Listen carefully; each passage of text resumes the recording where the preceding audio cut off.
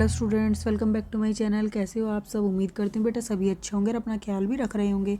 तो बेटा आज हम करने जा रहे हैं अपनी वर्कशीट नंबर 31 इंग्लिश सब्जेक्ट की है, 6th क्लास के बच्चों के लिए 27 तारीख की है, ठीक है। जिसमें बेटा आज हम अपनी एक नई पोएम करने जा रहे हैं जिसका नाम क्या है, वोकेशन, ठीक है। तो देखो, look at the pictures below and identify the professions of the individual. आपको नीचे पिक्चर्स को देखना है और जो प्रोफेशन इसमें दिए गए हैं उनको आपको पहचानना है। You can take the help of the clues provided in the books, और आप ये क्लूज जो दिए गए हैं उनकी भी हेल्प ले सकते हो, ठीक है। तो देखो, फर्स्ट पिक्चर जो दिखाई गई है बेटा, देखकर ही पता चल रहा है वो कौन है, एक डॉक्टर है। फिर जो सेकंड है बेटा, उसमें एक वकील दिख रहा है जिसको हम क्या बोलते हैं, लॉयर। तो आप यहाँ पर क्या लिखोगे, लॉयर, यहाँ पर लिखोगे डॉक्टर, ठीक है। उसके बाद आप यहाँ पर देख रहे हो बेटा, ये क्या है, ये कुछ खाना ले रहा है, मास्टर शेफ एक तरीके का। तो आप यहाँ पर क्या लिखोगे, शेफ, ओके। उसके बाद यहाँ पर क्या है कि ये गार्डनर है, माली है, जो क्या कर रहा है, गार्डन की में घास की कटाई कर रहा है या पेड़ पौधों की छटाई कर रहा है, ठीक है। तो ये क्या है, गार्डनर, ओके। ये फिर यहाँ पर देखो बेटा, ये चूड़ियाँ रखी हुई हैं, बैंगल्स, और ये कौन है, ये व्यक्ति है जो इन चूड़ियों को बेच रहा है। तो ये क्या बन गया, बैंगल सेलर, ओके। यहाँ पर आप क्या लिखोगे, bangle seller.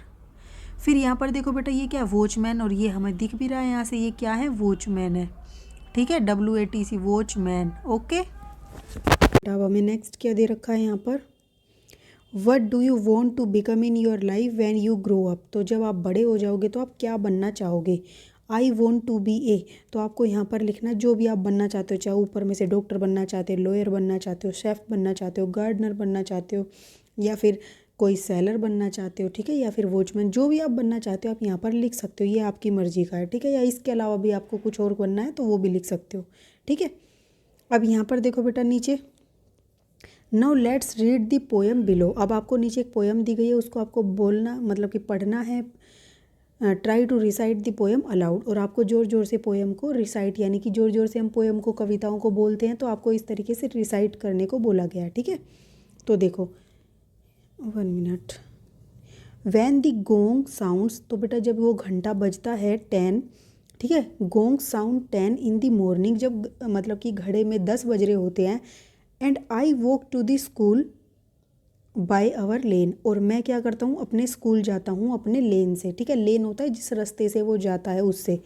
Every day I meet the होकर क्राइंग, ठीक है, बैंगल्स क्रिस्टल बैंगल्स। तो वो रोजाना क्या देखता है, एक होकर से मिलता है जो कि क्या करता है, फेरी लगाता है गलियों में, और वो क्या बेच रहा होता है, बैंगल्स बेच रहा होता है, और वो ज़ोर ज़ोर से चिल्लाता है कि चूड़ियाँ, क्रिस्टल चूड़ियाँ या कांच की चूड़ियाँ, ठीक है। फिर there is nothing to hurry him on, और बेटा उसको कोई भी जल्दबाजी नहीं होती है कहीं पर जाने की, या उस पर किसी चीज़ का प्रेशर नहीं होता है जैसे बच्चों को स्कूल में जल्दी पहुंचने का होता है। There is no road he must take, और कोई भी ऐसा रोड नहीं है जो उसको पर्टिकुलरली लेना हो, उसको जो भी रास्ता दिखता है वो उसी रास्ते में चला जाता है। No place he must go to, और कोई भी ऐसा कोई प्लेस नहीं है पर्टिकुलर कि उसको उसी स्थान पर जाना, वो हर गली में जो भी रास्ता मिलता है, जहाँ भी मिलता है, जैसे मिलता है उसमें चला जाता है। No time when he must come home, और ना ही कोई ऐसा पर्टिकुलर समय होता है उसका कि जब उसको पहुँचना ही है घर, वो आराम से अपना काम करके जाता है अपनी मर्जी से, ठीक है। I wish I were A hawker, तो वो क्या कहता है कि काश में भी क्या होता है, एक होकर होता। Spending my day in the road, और मैं अपना पूरा दिन अपने गली में मतलब ऐसे ही सड़कों पर बिताता। क्राइंग, और चिल्लाता, बैंगल्स क्रिस्टल बैंगल्स, ठीक है।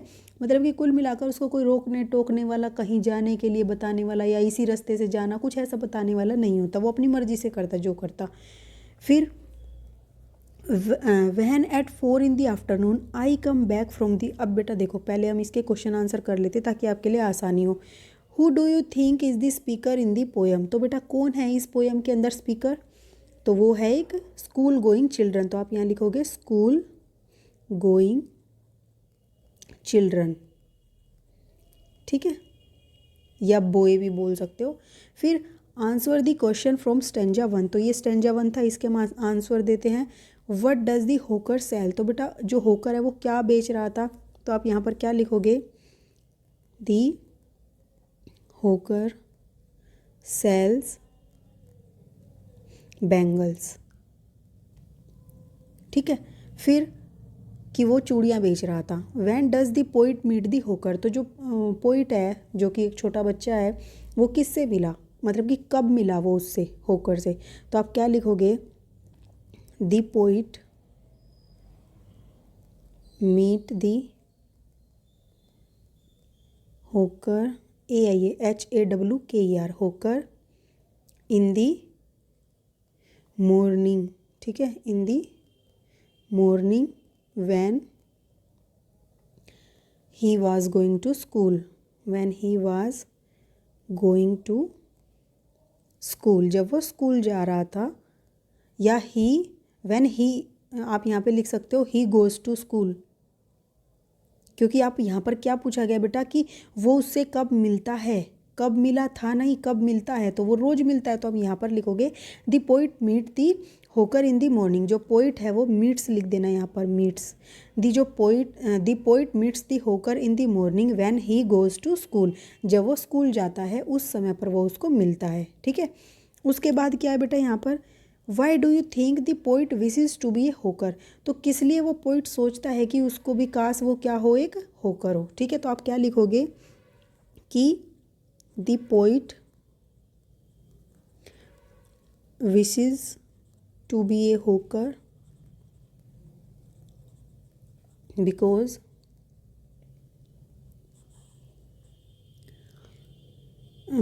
If he were, if he would लिख लो यार, ठीक है, या he is, if he is a होकर,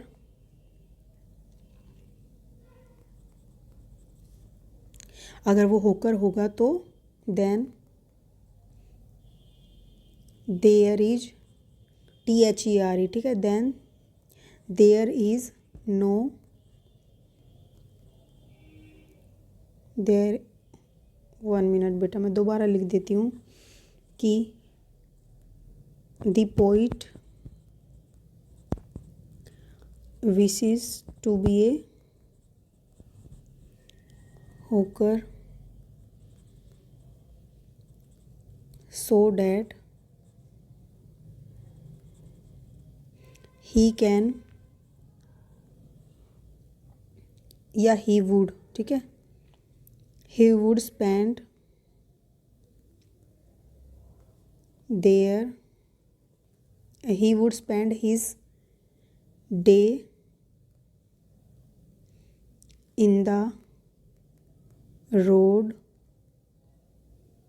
according to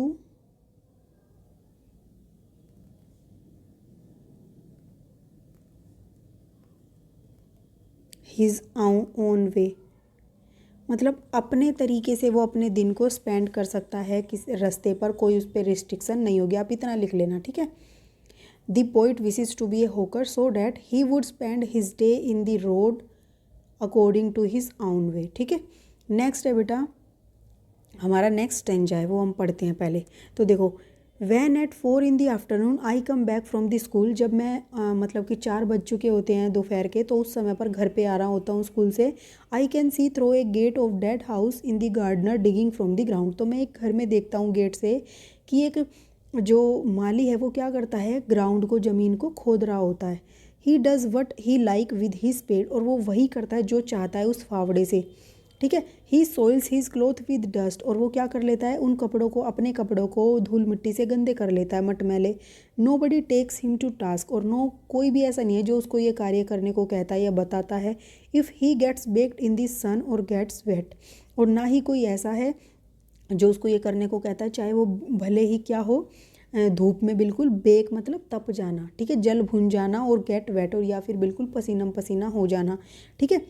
I wish I were a gardener digging away at the garden, फिर वो कहता है कि काश मैं भी क्या होता, एक गार्डनर होता जो क्या करता, खुदाई करता गार्डन में, और एक सभी से दूर एकांत में, with nobody to stop me from the digging, जहाँ पर कोई भी उसको खोदने से नहीं रोकता, ठीक है। अब हम इसके करते हैं क्वेश्चन आंसर। तो देखो बेटा, स्टेंजर 2 के क्वेश्चन आंसर क्या है, answer the question from the stanza 2, what does a gardener do, तो आप क्या लिखोगे, the gardener digging the ground, ये लिख दोगे। उसके बाद why do you think the poet wishes to be a gardener, तो वो क्यों सोचता है, because he also wanted to, he also wanted to digging dig, ठीक है। He also wanted to dig away at the garden where nobody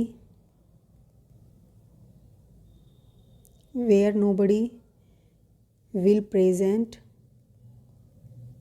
PRE, मैं दोबारा लिख देती हूँ PRESENT, present to stop him from digging। मैं पढ़ के सुनाऊंगी बेटा। Because he also wanted to dig away at the garden where nobody will present to stop him from digging, मतलब वो भी चाहता था कि ताकि वो मतलब ऐसे गार्डन की खुदाई करे और कोई भी उसको वहाँ पर रोकने वाला ना हो, ठीक है। तो ये हमारे स्टैंजा 2 का। और साथ में ये भी चाहो तो ये भी लिख सकते हो कि वो अपने मतलब कि कपड़ों को गंदा करना चाहता था, मतलब कि मट में अपने तरीके से वो करना चाहता था, जो भी है। फिर नेक्स्ट स्टेंजा है बेटा, just as it's get dark in the evening and my mother sends me to bed. जैसे ही रात हो जाती है, अंधेरा हो जाता है इवनिंग में, शाम को, तो उसकी मम्मी क्या करती है, उसको बेड पर भेज देती है सोने के लिए। आई can C through my open window the watchman walking up and down. तो वो देख सकता था अपनी खुली हुई विंडो से कि वॉचमैन जो है वो अप एंड डाउन, मतलब कि ऊपर नीचे आगे पीछे चल रहा है।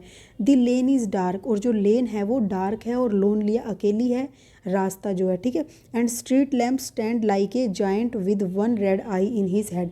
और जो स्ट्रीट लैम्प था गली का, वो क्या था, बिल्कुल एकदम सीधा लंबा खड़ा हुआ था, जिस पर क्या था, एक रेड आई, एक तरीके से जो उस पर लाइट होती है वो रेड कलर की थी, ठीक है। इसलिए ऐसे लग रहा था वो उसकी आँख है उसके सिर में। The watchman swings his lantern and walk with his shadow is at his side. तो वो क्या करता है, जो वॉचमैन है वहाँ पर, वो स्विंग कर देता है, मतलब उसको लटका देता है जो उसका लालटेन था, और वॉक विद हिज शैडो, जो उसकी शैडो बनती थी उस लालटेन की परछाई, उसकी वजह से, लाइट की वजह से, तो उसके साथ साथ वो चलता था। और never once goes to bed in his life, और ना ही वो अपनी मतलब पूरी रात में वो कभी भी अपने बेड पर नहीं जाता था, वो घूमता रहता था, चलता रहता था। आई wish I were A watchman, तो वो फिर से कहता है काश मैं एक वॉचमैन होता, walking the street all night, और मैं सारी रात क्या करता, गली में ऐसे चलता, chasing the shadow with my lantern, ठीक है। और मैं अपनी मतलब कि शैडो के साथ ऐसे मतलब मस्ती करता, घूमता, ठीक है। चेजिंग मतलब इंजॉय करता, ओके। और उसके जो उसका लालटेन था, उससे जो उसकी शैडो बनी, उसके साथ वो मज़े करता, मस्ती करता। अब देखो यहाँ पे, answer the question from the stanza 3, why do you think the poet wishes to be a watchman. तो आप यहाँ पर लिखोगे the poet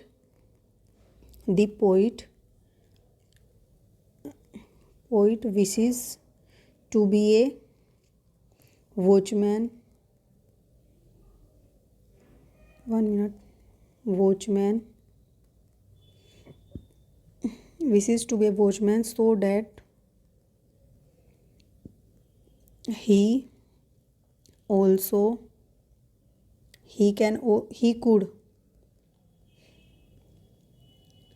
could also walk the street। देखो, the poet wishes to be a watchman so that he could also walk the street all night, फिर ये पूरा लिख देना, all night and chasing the shadows with his lantern, ठीक है।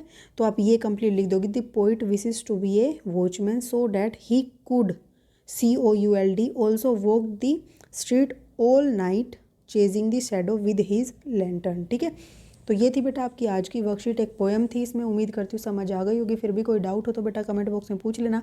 इस video में इतने, अपना नेक्स्ट टॉपिक जो होगा नेक्स्ट वीडियो में करेंगे। तब तक के लिए ऐसे हंसते रहिए, मुस्कुराते रहिए, पढ़ते रहिए और आगे बढ़ते रहिए। Thank you.